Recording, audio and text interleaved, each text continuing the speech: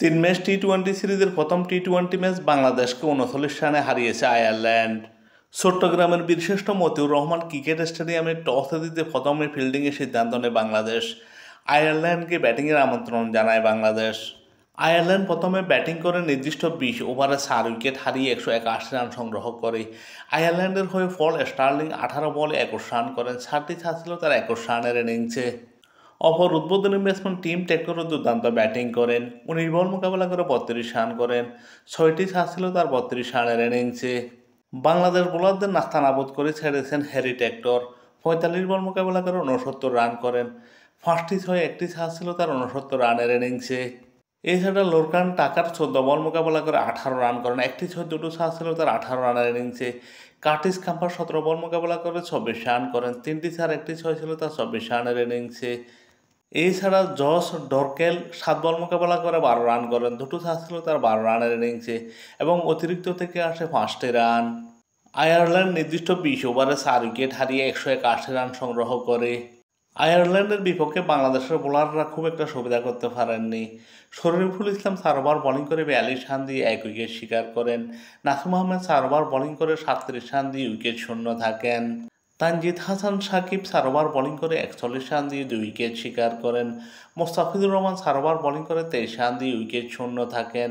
Rishad Hossain 4 over bowling করে 34 run দিয়ে 1 wicket শিকার করেন। বাংলাদেশের সব কজন বোলার মিলে মাত্র 4 উইকেট শিকার করতে পারেন আয়ারল্যান্ডের। যেখানে আয়ারল্যান্ডের টপ অর্ডার সব ব্যাটসম্যান মোটামুটি রান করতে সামর্থ্য হয়েছেন, সেখানে বাংলাদেশের টপ অর্ডার ব্যাটসম্যানেরা পুরোপুরি ব্যর্থ, একমাত্র তৌহিদ হৃদয় ছাড়া। বাংলাদেশের উদ্বোধনী ব্যাটসম্যান তানজিদ হাসান তামিম 5 বল মোকাবেলা করে মাত্র 2 রান করে প্যাভিলিয়নে ফেরেন। পারভেজ ইমন 6 বল মোকাবেলা করে মাত্র 1 রান করেন। অধিনায়ক লিটন কুমার দাস 3 বল মোকাবেলা করে মাত্র 1 রান করে প্যাভিলিয়নে ফেরেন। শামীম হোসেন পাটোয়ারি 13 বল মোকাবেলা করে মাত্র 6 রান করেন। টপ অর্ডার ব্যাটসম্যানদের ব্যর্থতার মধ্যে একমাত্র তৌহিদ হৃদয় ছিলেন অন্যরকম। 50 বল মোকাবেলা করে 83 রানে অপরাজিত ছিলেন। 3টি ছয়, 7টি ছাড় ছিল তার 83 রানের ইনিংসে। এছাড়া জাকের আলী অনেক 16 বল মোকাবেলা করে 20 রান করেন।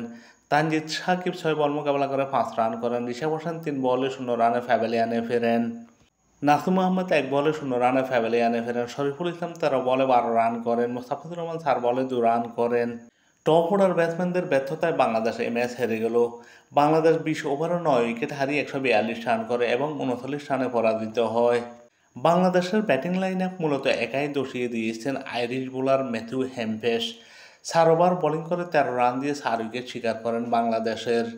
এছাড়া Irish bowler Mark Adair 4 over bowling করে 1 মেডেন 20 রান দিয়ে 2 উইকেট শিকার করেন। 4 ওভার বোলিং করে 13 রান দিয়ে 4 উইকেট শিকার করে ম্যান অব দি ম্যাচ নির্বাচিত হন আয়ারল্যান্ডের ম্যাথিউ হেম্পেস।